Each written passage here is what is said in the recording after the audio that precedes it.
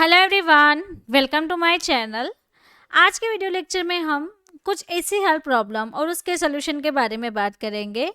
लेकिन आप यहाँ पे देख रहे हैं कि ये कुछ ऐसा लग रहा है कि जैसे पानी के जैसा उछल रहा है, लेकिन ये जो स्ट्रक्चर है वो हमारे पेट का स्ट्रक्चर है, वो हमारे स्टमक में स्ट्रक्चर है।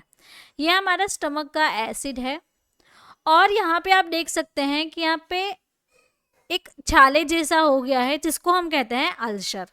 वहाँ पे अल्सर फॉर्मेशन हो जाना, छाला हो जाना, और उसके कारण पेट में दर्द रहता है, काफ़ी ज़्यादा दर्द रहना, नोज़िया वॉमिटिंग रहना, खाना जो है वो पच नहीं पा रहा है।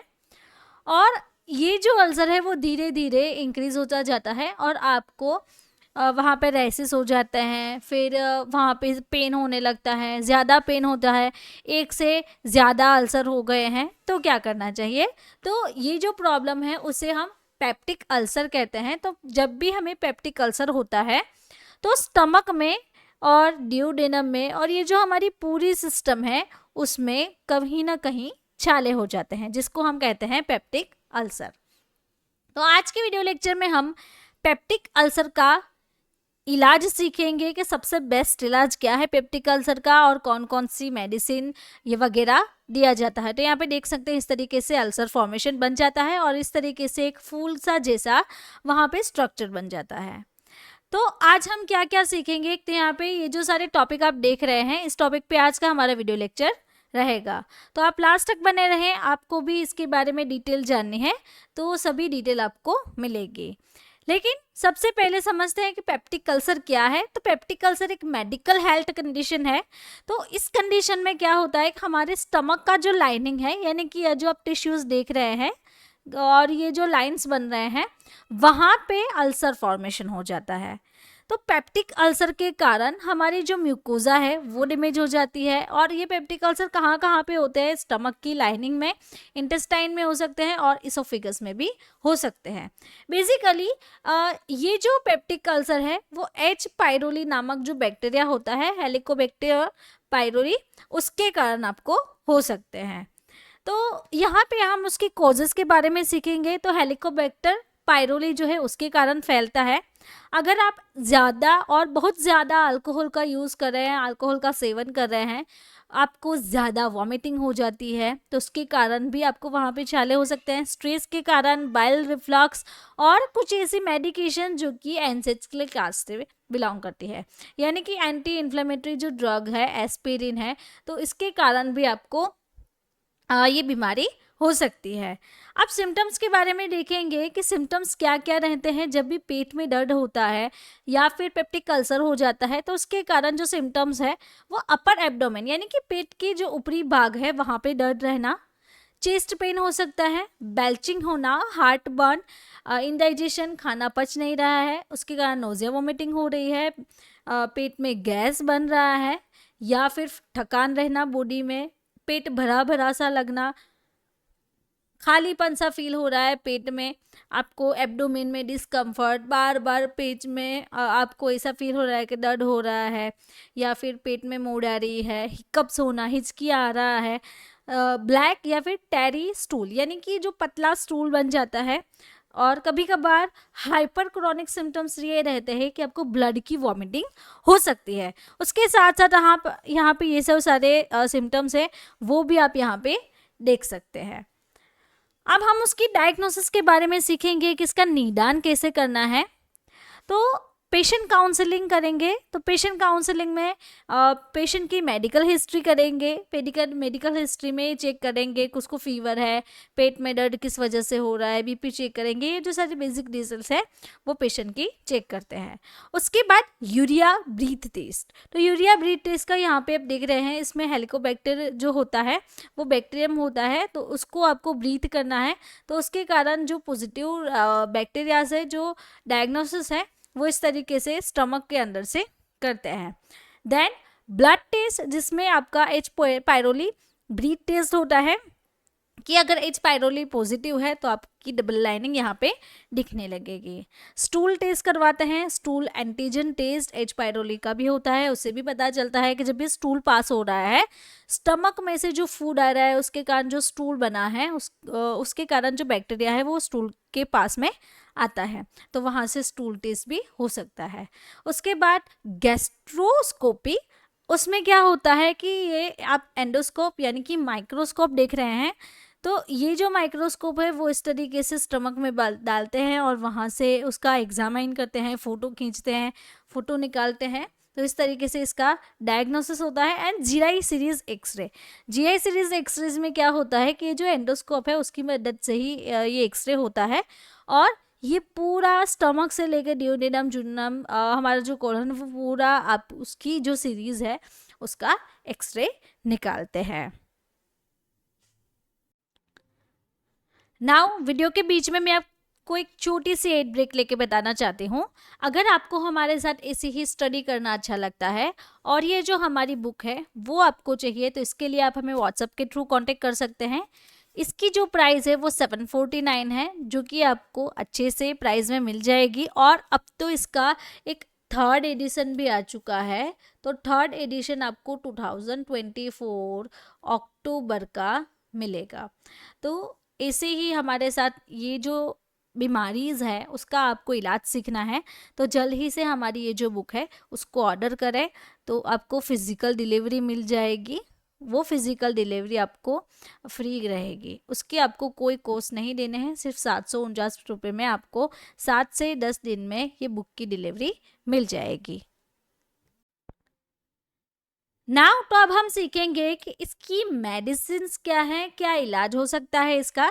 तो यहाँ पे आप देख रहे हैं लिस्ट ऑफ मेडिसिन, जैसे कि H2 ब्लॉकर्स दिया जाता है, proton inhibitors, antacids, H pylori drugs, cytoprotective agents, herbal natural medicine and HP जो किट है वो भी हम पेशेंट को सजेस्ट कर सकते हैं। तो यहाँ पे आप देख सकते हैं कि H2 ब्लॉकर्स जो है उसमें रानिटिडीन आती है, फेमोटिडीन, सिमेटिडीन एंड रॉक्साटिडीन। तो इसका जो डोज हम देखें तो 150 दिन में 2 बार पेशेंट को प्रिस्क्राइब कर सकते हैं, या फिर 30 mg रात में सिर्फ एक टाइम सजेस्ट कर सकते हैं। फेमोटिडीन जो है वो 20 mg में के डोज में अवेलेबल है, दिन में 2 बार पेशेंट को सजेस्ट करना है। सिमेटिडीन 400 mg दिन में 2 बार और 800 mg दिन में 1 बार रात को सोने समय।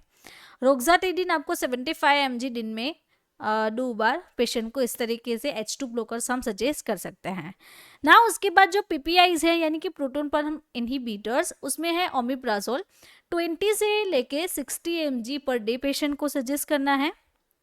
पेंटोप्राजोल 40 mg OD, जो कि मार्केट में एक दूसरी ब्रांड भी है पेंटा डी के नाम से, तो ये कॉम्बिनेशन भी है पेंटोप्राजोल डोम्पेरिडोन का, वो भी आप दे सकते हैं।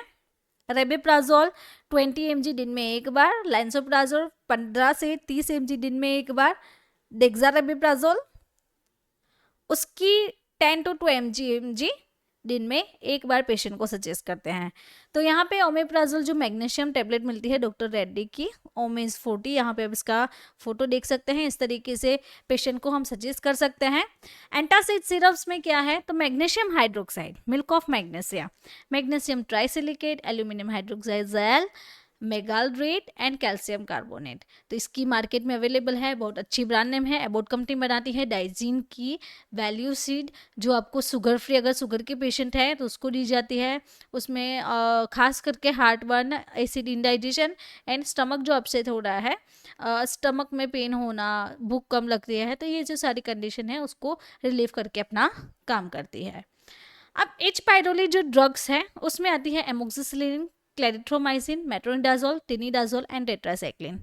तो यहाँ पे एबोट कंपनी की फ्लेजाइल 400 जो है वो मेट्रोनिडाजोल की है, वो आप पेशेंट को सजेस्ट कर सकते हैं। साइटोप्रोटेक्टिव में यहाँ पे हमारे पास है सुक्रालफेट, बिस्मथ, सबसिलिकेट।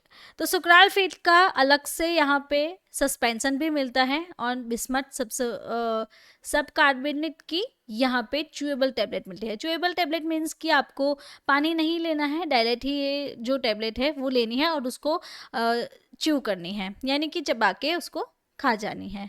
तो नंबर्स ऑफ कंडीशन को ये ठीक करता है, जैसे कि नोजिया वोमिटिंग है, डायरिया है, हार्टबर्न है और स्टमक अपसेट है, ये कंडीशन में इसको ठीक करते हैं। हर्बल मेडिसिन की बात करें तो हिमालय की हेमकोसीड SF जो सस्पेंशन मिलता है मार्केट में, एसिडिटी को जल्दी से रिलीव करता है। उसमें 3 फ्लेवर है, banana flavour, mint flavour and soft flavour.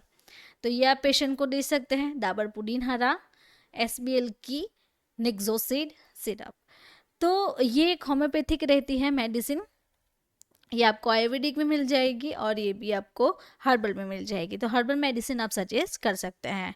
उसके बाद जो HP किट आती है, तो HP किट के कॉम्बिनेशन में क्या है, तो यहाँ पे आप ध्यान से देखें तो इसके कॉम्बिनेशन में एमोक्सिसिलिन टैबलेट है USP के अकॉर्डिंग, टिनिडाजोल टैबलेट है IP के अकॉर्डिंग और है ओमेप्राजोल जो कि वो कैप्सूल के फॉर्म में रहता है।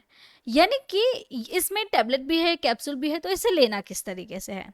तो यहाँ पे आप देखें जो किट है, यहाँ पे लिखा हुआ होता है किट और यहाँ पे मॉर्निंग का इस तरीके से सन का लोगो है, इवनिंग के लिए रात का लोगो है।